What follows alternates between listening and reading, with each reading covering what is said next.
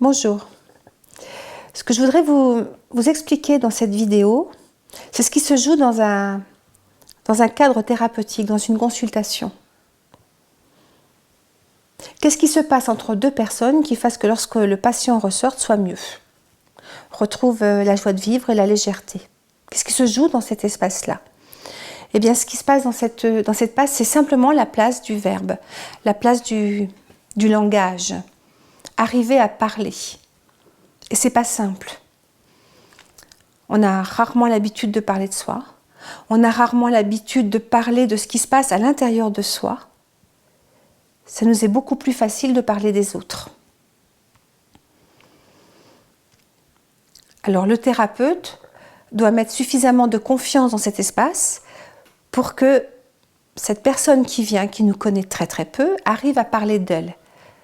Et à partir du jour où le « je » existe, on a fait un pas dans le travail thérapeutique. Le « je » existe, ça veut dire qu'on arrête de parler des autres, on arrête de responsabiliser les autres de notre mal-être pour qu'enfin, je existe, je suis là. Ça s'appelle l'incarnation. Et un travail thérapeutique commence par se sentir incarné.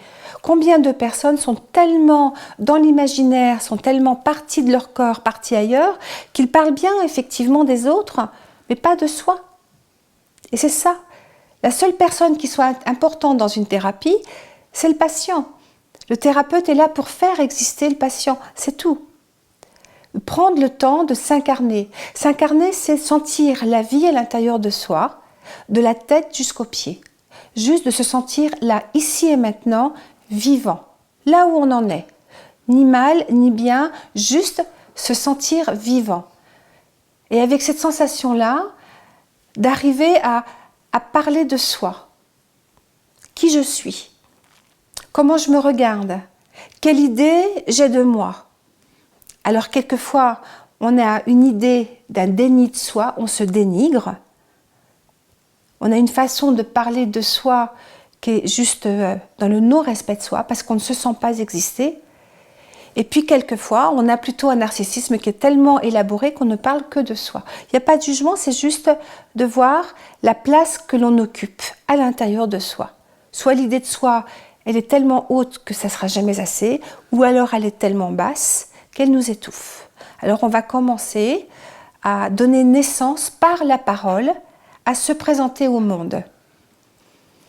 Sortir du déni et de s'incarner à l'intérieur de soi. Et à partir du moment où on se sent vivant à l'intérieur, commencer à être là, on peut commencer à s'ouvrir, à sortir du couple et à s'ouvrir au monde. J'ai presque envie de dire, c'est la naissance. Un enfant, quand il vient au monde, il est d'abord avec maman. C'est à deux.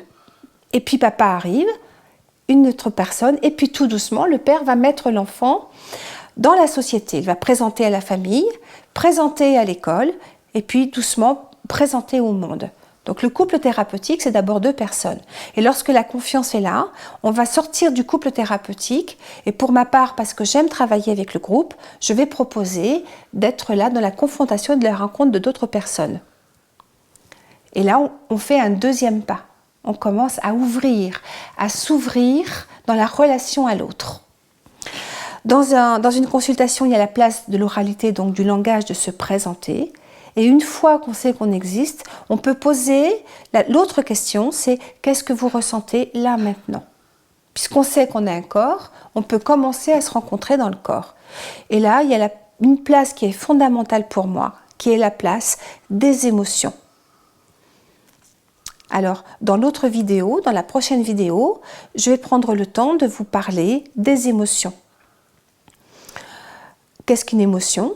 À quoi servent les émotions et en quoi c'est important de remettre les émotions à une place suffisamment importante dans le cadre thérapeutique.